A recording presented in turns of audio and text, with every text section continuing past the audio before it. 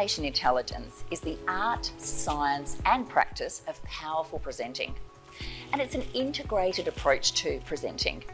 There is no point in having really great content if you have poor delivery, and vice versa.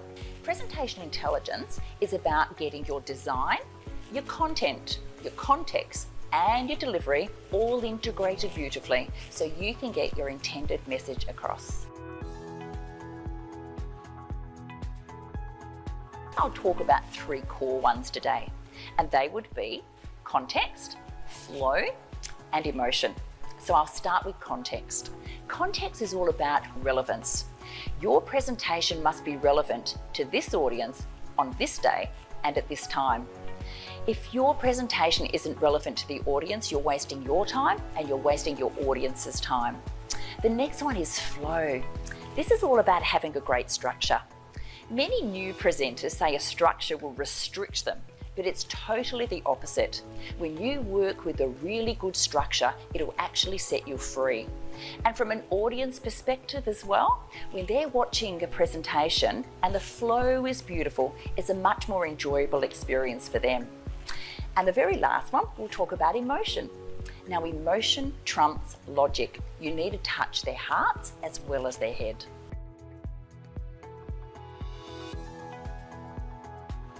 Before we prepare for any presentation, we need to ask ourselves so many questions. And not just ourselves, but also our stakeholders as well.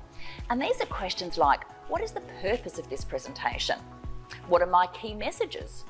What methodology will I choose to get my intended message across? And once we know some of the answers to those questions, we start with the end in mind. What behavioural changes do I want the audience to make after they leave my presentation? And then, of course, you've got to design your presentation. You've got to prepare, you've got to rehearse, deliver, and finally, evaluate your presentation. That's evaluating the effectiveness of the presentation so you can improve yourself, but also you can be of more service to your clients afterwards. And then on the day, make sure you get a good night's sleep. Make sure you don't over-rehearse. Yes, there is such a thing. And then get to the venue in plenty of time for all those AV checks and just to get a feel about the venue. As a powerful presenter, you need to step up and be a thought leader. What that means though, is you need to bring something new to the platform. Something new, creative, innovative, perhaps a new perspective. And if you're a business owner, you can bring your new products and services to your audience. When you're in front of a live audience, you're building trust, and you're building trust fast. And we know that we like to do business with people that we like and people that we trust. I know that I've been using speaking as my go-to marketing strategy for many years across multiple businesses.